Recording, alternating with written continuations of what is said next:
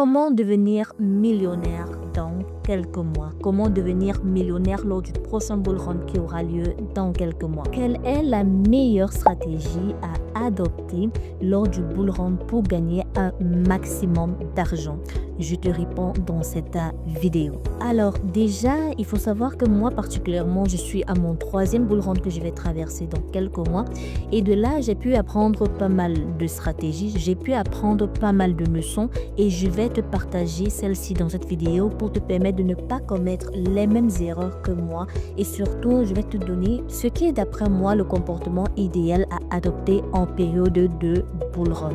Mais avant, si c'est la première fois que tu me découvres, ici tu es sur la chaîne à réussir sur Internet. Ici, on se focalise sur la finance numérique. Ici, on se focalise sur les crypto-monnaies. Parce que nous sommes convaincus que la crypto-monnaie permettra à beaucoup d'Africains, vraiment beaucoup d'Africains, d'atteindre la liberté financière, d'être vraiment indépendants. Sur cette chaîne, je te partage différentes stratégies, différentes méthodes, différentes pépites pour te permettre de grandir dans le business des crypto-monnaies. Si ça t'intéresse, donc, rejoins-nous en t'abonnant et en activant la cloche de notification. Si c'est fait, on y va. Alors, avant de te partager les différentes stratégies qui te permettront à coup sûr probablement d'être multimillionnaire dans quelques mois, je vais d'abord te parler des émotions. Je vais d'abord te parler des émotions en période de bull run.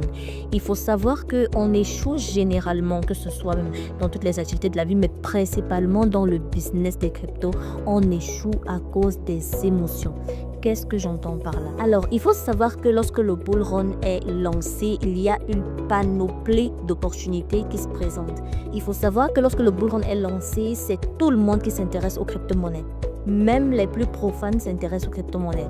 Les médias s'intéressent aux crypto-monnaies. Du coup, ça crée tellement d'émotions. Et si tu ne sais pas, si tu n'es pas quelqu'un de véritablement strict, ou encore si tu n'es pas quelqu'un qui a des objectifs stricts, atteignables et réalisables, tu vas vraiment t'embourber dans du tout et puis du n'importe quoi. Je m'explique. Généralement, ce qui arrive, c'est qu'on a généralement nos crypto-monnaies en tête. On se dit que voilà, on va gagner de l'argent. Et c'est le coup de l'euphorie parce qu'on va suivre dans tel groupe Telegram, on va suivre tel proche qui dit voilà, crypto-monnaie qui a fait 100%, il faut que j'investisse là-bas, ça fait tout à fait 1000%. Tu vas te mettre à enlever des petits gains que tu as reçus de tel crypto, mettre dans une autre. Enlever des petits gains, mettre dans une autre. Enlever. Tu vas te retrouver en train de faire tellement d'erreurs. Surtout qu'il faut savoir qu'à chaque fois que tu fais des transactions en crypto-monnaie, il y a des frais. Et du coup, parfois, tu fais tellement de transactions, tu crois que tu es gagnant, mais tu n'es même pas gagnant parce que ça te prend même déjà tellement de frais. Il faut être strict envers soi lorsque le bull run sera lancé. Parce que les opportunités ne vont pas manquer. Mais sauf qu'il faut savoir qu'on ne peut pas tout saisir. C'est impossible de tout saisir. C'est impossible de se trouver au bon moment dans toutes les opportunités. C'est impossible. Tu essayes de prendre le peu que tu peux prendre et bien prendre et tu te limites là. Si tu te dis que tu vas essayer de saisir toutes les opportunités qui se présenteront à toi, même si tu as un capital de 100 millions de francs CFA ou de 1 milliard de francs CFA, ça ne va jamais suffire. Il te faut être strict avec tes émotions. Ne te laisse pas aller dans la tendance de toutes les personnes ou encore des médias qui te diront non, il y a déjà 1000% ici, il faut que je me positionne, je vais enlever dans ma crypto ici, mettre un peu là-bas, mettre un peu. Non, c'est un désordre dans lequel au final tu ne vas rien gagner. C'est important que tu puisses bien gérer tes émotions. Et pour cela, il faut avoir des objectifs réalisables et atteignables à cette période. Ok? Maintenant, parlons des stratégies que je pense et j'estime idéales pour toi pour te permettre d'être gagnant lors de la période du bull run. Il faut savoir que déjà, beaucoup investissent dans les cryptos, mais très peu, mais vraiment très peu, réussissent à véritablement être gagnants ou même à récupérer leur investissement. Toujours à cause de ce que j'ai parlé au début, les émotions, et aussi parce qu'ils n'ont pas les bonnes stratégies pour pouvoir le faire. Ils ne savent pas comment le faire. Je vais te présenter dans cette vidéo deux stratégies. Deux stratégies, tu choisiras dans laquelle tu es la plus à l'aise. La première stratégie, c'est de récupérer tes cryptos progressivement. Prenons un exemple. Alors, j'ai investi dans le Cardano lorsqu'il valait 0,1 $. Alors, en période de bull run, le Cardano arrive ou franchit la barre de 1 $. J'ai dit exemple parce que personne ne connaît. Donc, supposons que le Cardano arrive à 1 $.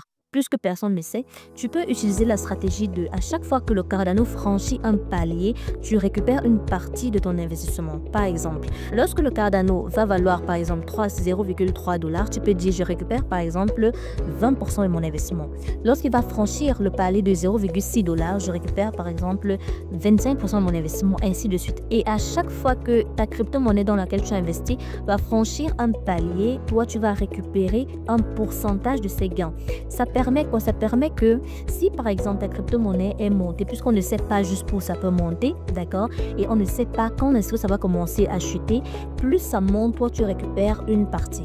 Arrivé à un certain niveau, tu vas récupérer tout ton investissement et ce qui est sûr, tu seras en gain. Tu seras en gain. Certes, tu ne seras pas égal à la personne qui, disons, a commencé à investir à 0,1 $ et ça a atteint 1 $, il a récupéré à 1 $.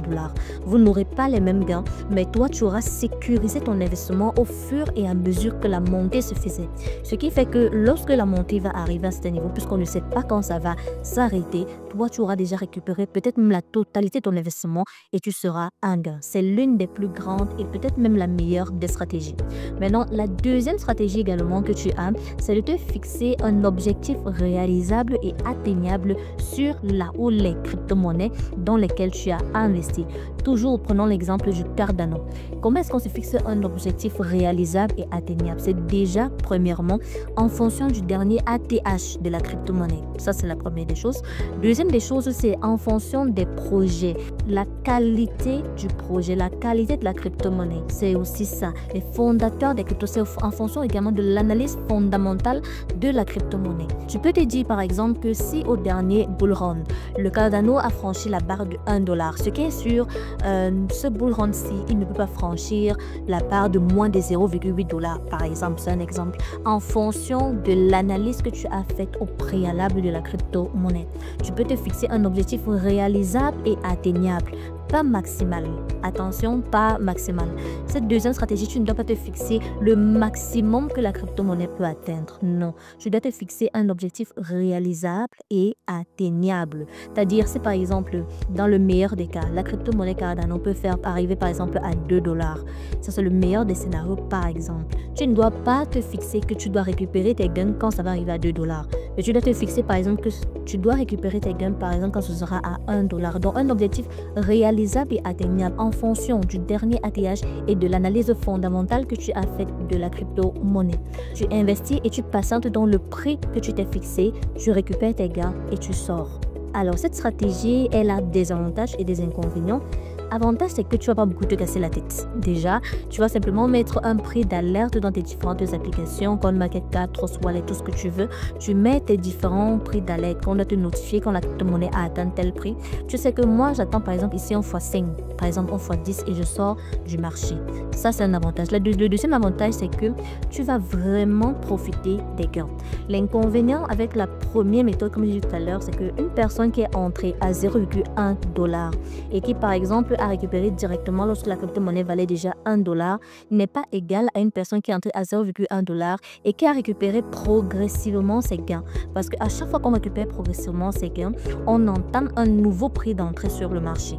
Tu vas pleinement profiter, par exemple dans le cas actuel du Cardano, tu vas profiter d'un x10. Et ce n'est pas véritablement impossible si tu te fixes des objectifs réalisables et atteignables. J'ai bien dit ici, on ne se fixe pas le prix maximal que la crypto-monnaie peut atteindre.